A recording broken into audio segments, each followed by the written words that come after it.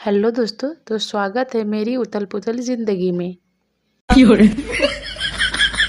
जहाँ लोग थप्पड़ नहीं मार सकते, वहाँ ताना मारकर काम चला लेते हैं। गुजर रहे हैं आज हम उस मुकाम से, लोग छोड़ रहे हैं साथ ज़रा-सा जुकाम से। भारत में 2 प्रकार की लड़कियाँ पाई जाती है। एक वो जो बॉयफ्रेंड को उल्लू बनाती है और दूसरा वो जो उल्लू को बॉयफ्रेंड बनाती है।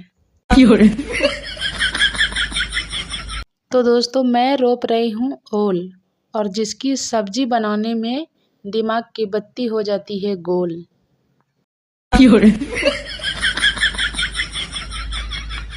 सर्दियों में हम धूप सेकने के लिए सूरज को ढूंढते थे और अब गर्मियों में सूरज हमें ढूंढ ढूंढ कर सेक रहे हैं।